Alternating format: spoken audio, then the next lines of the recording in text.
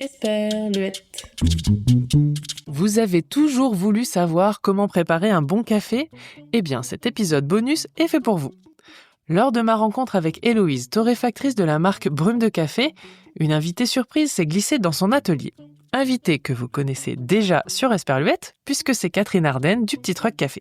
Deux spécialistes des bons cafés autour d'une même table, je n'ai pas pu m'empêcher de leur demander de nous expliquer comment réussir à faire un bon café à la maison, que cela soit avec un percolateur, une machine à café filtre, une cafetière à l'italienne ou une cafetière à piston. Il y en aura pour tous les goûts. Prenez des notes, il y a plein de bons conseils dans cet épisode. Très bonne écoute. Est-ce que vous pouvez m'expliquer toutes les deux comment je fais pour préparer un bon café ? Parce qu'on sait souvent, quand on fait du thé, qu'il faut ne pas bouillir l'eau trop fort. Quand on fait du thé vert, il ne faut pas que ça soit à 100 degrés, qu'il faut le faire infuser pas trop longtemps. Mais au final, le café, on appuie sur un bouton et voilà.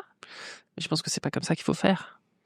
En fait, l'important, c'est déjà d'acheter un bon café et d'avoir une bonne eau. Puisque de toute façon, le café est composé de 99,9% d'eau. Donc une bonne eau. Donc eau filtrée ou une eau très peu minéralisée. Nous, en tant que barista ou Héloïse, pour ses cafés aussi, on utilise la Volvic. Puisque l'eau calcaire a du goût. Et donc, si on a un bon café, une bonne machine avec une mauvaise eau, ça sera pas bien. Dans une machine automatique, acheter un café en grains chez un torréfacteur. Préciser aussi après quand il y en a qui veulent par exemple faire du café avec une machine italienne ou une machine à piston, donc une presse. Préciser au torréfacteur, par exemple, vous venez chez Héloïse, vous dites à Héloïse, j'ai une cafetière italienne, j'aime bien un café plutôt à l'italienne, vous précisez vos goûts comme un vin, et Héloïse va vous conseiller sur le café à faire. Elle peut vous le moudre si vous n'avez pas de moulin. Elle peut vous le moudre. Évidemment, c'est toujours mieux en grains, mais il y a toujours toutes les solutions, quoi. Et puis après, tu avais donné un tips pour la cafetière à l'italienne. Alors, pour voir si la mouture est bonne, justement, on remplit l'eau sous la soupape, ça c'est important. Oui. Donc, eau sous la soupape. Ensuite, on met sa mouture dans le réceptacle. On ne le tasse pas, mais on fait en sorte que ça soit à ras-bord. Et ensuite, une fois qu'on le ferme, qu'on la met sur le feu, à partir du moment où il y a les premières gouttes de café qui tombent dans le réceptacle, on met un chrono et l'idéal c'est que ça dure 1 minute. C'est un peu fun aussi à vérifier. On prend son chrono, on regarde et puis voilà, c'est chouette à partager, c'est simple, quoi. Et au niveau de la dose de café, donc là tu disais par rapport à la cafetière italienne, mais tout à l'heure tu me disais que pour une tasse de café c'était 8 grammes, c'est ça qu'il faut de café normalement ? Ouais, c'est ça, 8 grammes, ce qui représente une cuillère à soupe bombée de café moulu pour 100 millilitres d'eau. Et par exemple pour la piston, la French Press, alors piston, Bodum, French Press, on a plusieurs noms, hein. Quand on fait sa piston, donc on parlait de la qualité de l'eau, Oui. mais on a la température de l'eau aussi. C'est important de ne pas avoir une eau qui est bouillante. L'idéal, c'est qu'elle se situe entre 92 et 95 degrés. Donc nous, on vise les 93 degrés, voilà. Et une piston, une fois qu'on a mis sa mouture, on va mettre de l'eau, mais un petit peu d'eau, pour que l'eau se mélange bien à la mouture. Et ensuite, on rajoute la quantité d'eau nécessaire. On met son chrono. On attend 4 minutes et au bout de 4 minutes, on baisse et on sert directement.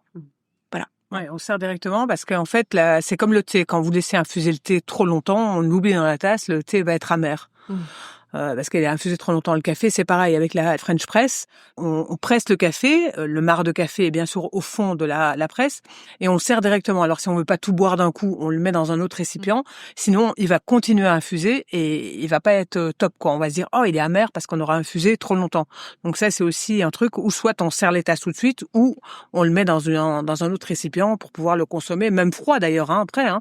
On rajoute des glaçons, et ça fait un petit sirop d'orgeat, des glaçons, un peu de sirop vanille comme on veut, et ça fait un café glacé très très bon aussi, quoi. Voilà. Puis j'ai appris une autre chose, c'est qu'il faut mélanger son café, même si on met pas de sucre dedans, parce que tu me disais que ça permettait de mélanger les différents arômes qui étaient tombés dans le café quand on le fait. Et oui, Peu importe la cafetière d'ailleurs. c'est ça en fait. Ce qu'on disait tout à l'heure, c'est que il y a à différents moments, il y a différents éléments qui vont être extraits. Donc au début, ce sont des composés plutôt acides. Et en fait, c'est comme des couches comme par superposition. Donc si on le mélange pas, on peut être surpris sur la première gorgée. Alors, peut-être qu'on aime être surpris, il y a pas de problème. Mais en tout cas, les recommandations sont de mélanger, que ça soit en cafetière filtre ou même en espresso. Alors, attention, je sais que la créma est sacrée.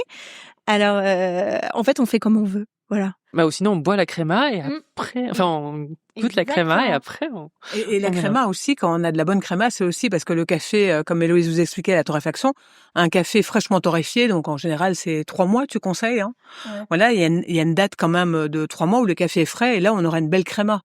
Souvent, quand on voit qu'on met dans n'importe quelle machine, on met un café en grain, où il n'y a pas de date limite, il peut être torréfié depuis très longtemps, on n'aura pas une créma, il va être tout plat, il va pas avoir de corps parce que c'est quelque chose de vivant, le café. Et donc, il faut qu'il soit frais.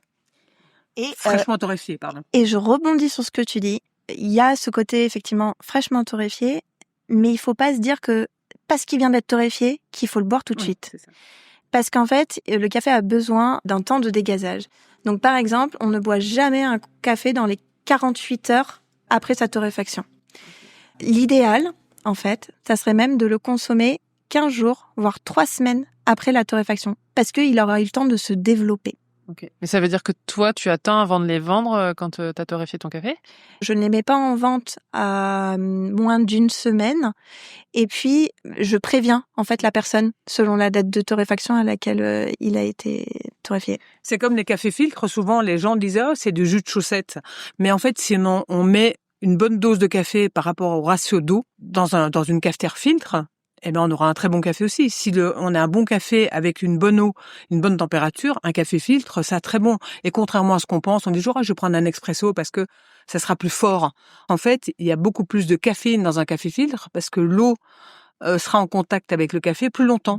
Donc c'est tout des petits tips comme ça et en fait on se dit toujours ah ben non j'appuie sur un bouton et ça va beaucoup plus vite alors que quand on achète du café en grain on peut aller très vite aussi et justement prendre le temps si on n'a pas 3 minutes dans une journée pour apprécier comme un bon verre de vin il y a de plus en plus de brasseries artisanales de bière aussi on prend pas le temps d'apprécier on peut apprécier un bon café comme Héloïse disait aussi même après un très bon repas le café c'est top quoi on a un super dessert avec un bon café donc voilà, c'est pour ça que Héloïse et moi, il y a beaucoup de choses à dire sur le café. On pourrait en parler des heures, parce qu'on est passionnés et bon, voilà. Mais moi, j'aime bien cette conclusion-là de dire prenons le temps. Ben oui. Et de faire le café, ce que tu fais toi quand tu torréfies, et après de faire son café quand on est chez soi, de prendre la pause, de le déguster et consommons-le un peu différemment pour y prendre vraiment du plaisir. Quoi. Et prenons le temps d'aller chez un torréfacteur et de venir discuter et de choisir. Continuer cette conversation-là. Voilà.